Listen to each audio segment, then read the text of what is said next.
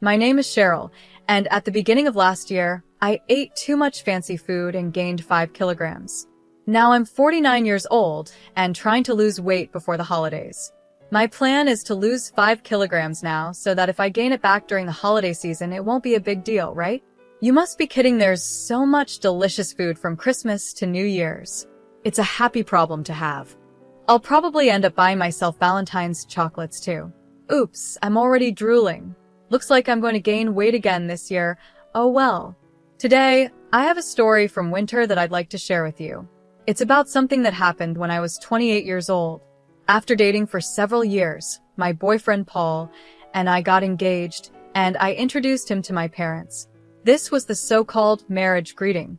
My parents liked Paul, and everything was supposed to go smoothly. But then my older sister Laura, who is 3 years older than me, came home from work and there was an issue. She became fixated on Paul. It's strange, but when you're sisters, you can sense each other's feelings. I could tell right away that she had fallen in love with Paul the moment she saw him. I hoped it was just a fleeting crush, but when she shook his hand, she blushed and held on a little too long. Even when she talked to him, there was this dreamy look in her eyes. I didn't think it was right for her to act like that toward my fiancé, but maybe she didn't even realize she was doing it. Emotions can be hard to control, so I decided to pretend I didn't notice, hoping my sister wouldn't act on her feelings. However, after Paul left, my sister, fresh out of the bath and still wrapped in a towel, confronted me. "You should call off the engagement," she said. According to her, Paul was a womanizer, and I could find someone better. She kept criticizing him, but she didn't have any real reason for saying that. "Why do you think he's a player?" I asked her. "It's a woman's intuition," she replied. The thing is, my sister has never had a boyfriend, so how could I trust her woman's intuition when she has no experience with men? I decided I should trust Paul, whose character I've known for years. I casually brushed off my sister's advice, saying, "Yeah, I'll be careful," without taking it too seriously. After that, Paul started visiting our home often. He said he wanted to build a good relationship with my family, so I invited him over, feeling comfortable about it. My parents were happy, and I hoped Paul would get along well with them since he was going to be my husband. But while things should have been going smoothly, my sister had other ideas. She tried to get close to Paul in a different way. According to Paul, when I wasn't around, she would grab his arm, press her chest against him, and ask, "Don't you think Marianne is a bit immature?" She even asked for his contact details and once purposely fell down in a way that exposed her underwear. Paul said it was so over the top that it was actually funny, but I would have been worried if he was the kind of man to take it seriously. My sister believed she had a chance because Paul couldn't directly reject her since she was my sister. Every time they met, she would approach him with a sweet voice, saying, "Hey." It started with her falling in love at first sight, but it didn't help that Paul worked for a big company, which made him even more appealing to her. She told me, "He's reliable, has a face I like, and seems like the kind of man who can provide security for the future." She was completely taken by him. My parents saw all of this happening, but said nothing. In fact, it wasn't unusual for them to stay quiet when it came to my sister's actions. Honestly, she's always been the type who struggles with things. For example, if she's asked to warm up food, she might accidentally use a plastic dish that isn't heat resistant, and it melts. She wasn't good at studying, either, or at sports. She often skipped swimming class by making excuses like hurting her foot, feeling unwell, or having skin problems. She wasn't great at schoolwork, sports, or even household chores. And to be honest, she's not particularly good-looking either. Still, because she's the eldest daughter, my parents always treated her differently, giving her special treatment. They even quietly pushed the responsibility of supporting her onto me. I was constantly told to make sure she stood out, but without drawing attention to myself. It felt unfair to be treated so differently as siblings, but I guess my parents saw her as someone who couldn't do much on her own and felt sorry for her. On the other hand, I've always been the type to do things quickly and efficiently. Maybe the adults didn't see much value in helping someone who could handle everything themselves. So, I became good at managing my sister's needs. Sometimes I would even pretend to be less capable in public to keep the balance. But as I grew out of my teenage years, I realized that continuing like this wasn't going to help me in the long run. I started pushing back against my parents and doing things my way.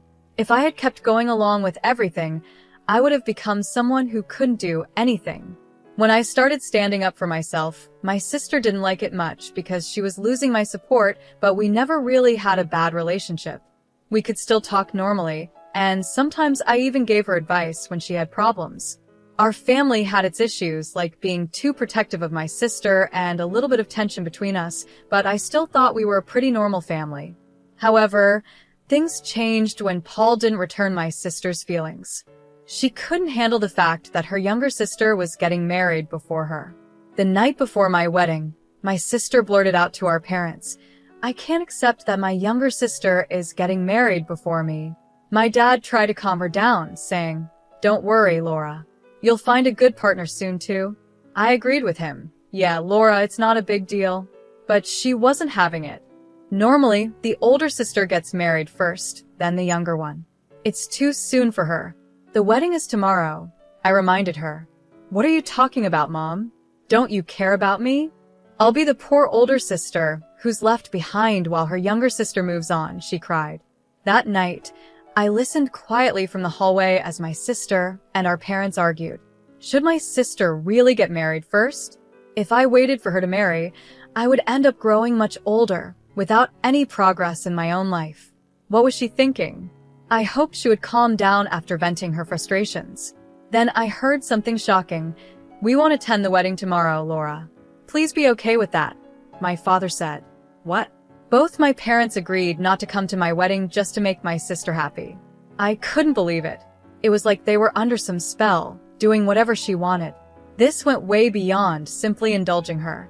Even then, my sister sighed, still not fully satisfied. "Fine, I'll compromise. Let her have a wedding that nobody acknowledges." It was clear she didn't want me to marry Paul, likely because she had feelings for him. It was unbelievable that my parents wouldn't attend my wedding because of my sister's jealousy. The day of my wedding came, but I barely slept the night before. Instead of excitement, I felt anxious and uncomfortable, constantly thinking about what had happened. I'll never forget the satisfied smile on my sister's face when my parents told her they wouldn't be there. At the venue, I had to explain to Paul and his parents why mine weren't coming. I apologized and said, "My sister doesn't support this marriage, so my family won't be attending." I told them it was heartbreaking to say that my own parents weren't coming to my wedding. My in-laws were shocked and couldn't believe there were parents who wouldn't attend their daughter's big day. After hearing my story, they stayed silent for a while. The mood felt so heavy, but then my mother-in-law gently took my hand, and my father-in-law placed his hand on top of ours. "Remember, your family is here with you. Don't let this day be a sad one. Come on. Why don't you smile?" my mother-in-law said warmly. Her words made me tear up. Paul, seeing me cry, softly stroked my head and said, "Ashley, I'm your husband now, so please stop saying that your family isn't here." My in-laws and Paul quickly tried to cheer me up, jokingly telling me not to cry because my makeup would smudge. Then, my mother-in-law looked at me with kindness and said, "Ashley, I know things are hard with your family back home, but this is the start of a new life. Let's build your own family together." Even though I felt abandoned, her words and her strong embrace gave me comfort. Paul and my father-in-law joined in with hugs, and I told myself that everything would be okay. Like my mother-in-law said, this was a new beginning. I promised myself that I would build my own happy family, and on that day, I officially married Paul. 18 years have passed since that day. In that time, Paul and I had a daughter and 3 sons. Our daughter is capable and looks after her 3 mischievous brothers, who sometimes turn the house upside down. I surprise even myself with how often I end up shouting, "Stop it now." Paul's career has been going well, we bought a house, and we've been living a stable life. But then, something unexpected happened. My father, mother, and sister showed up at our house. After the wedding, I had kept my distance from them and hadn't given them our new address. Yet somehow they found us and came unannounced. When they appeared, instead of a warm, long time no see, the first words out of my mouth were, "What do you want?" "I need a favor from you," my sister said. My parents added, "It's something only you can do for us. looking at me with serious expressions. I had no idea what they could possibly want after 18 years of silence. Half curious and half afraid, I wondered what was going on. I stayed quiet as my mom spoke up. "We want you to give Paul to your sister." "What?" Both Paul and I were stunned by her words. "Wait a minute, what do you mean I need to give Paul away?" I asked sharply. My parents both looked away, guilty, while my sister stood there, smug and proud. "She's still single, and she's turning 45 this year." "That's a problem," my father said. His words made no sense to me, and Paul looked just as confused. "Actually," my father continued, "the company she worked for recently went out of business, and she's unemployed now. It's tough. We're worried about her future, being single and without a job. We hope you understand. Since you're sisters, you should feel the same way." In my mind, I thought, no, I definitely don't think so, but I stayed silent, waiting to see what they would say next. I was getting frustrated with how slowly my father was speaking, but I held back from saying anything, eager to hear his point. "She's always liked Paul, and she's still alone because of it. You've had your time with him. Could you let her have him for the rest of her life?" "What?" Paul and I were speechless. My parents kept pleading, "Please," while my sister stood there confidently, certain she would get what she wanted. Given how my parents always catered to her, it made sense that she believed this, but the request was outrageous. As I put my head in my hands, Paul pulled me aside and whispered, "This could actually be a chance." "A chance? What do you mean?" I asked. "Well, remember that joke you made when you were drunk? It's like it's coming true," he said with a small grin. "Then, should we go with it?" I asked. We stood up and turned back to face my sister and parents. "Do you really love Paul that much?" I asked. My sister was caught off guard. She blinked in surprise and repeated, "Yes, yes. I've loved him all this time." "Wow, that's some serious love," I said. "You've been in love with him for 18 years, even though he's married to me?" "Yes," she said. "It's been so painful watching you and Paul together. It should have been me." Paul and I could barely hold back our laughter at her serious tone. I took a deep breath and said, "All right, I give up. If you love him that much, I'll step aside." My parents were shocked. My mom quickly asked, "Really? Don't you love Paul too?" "No, actually," I said, looking at Paul. "To be honest, I've always liked Laura."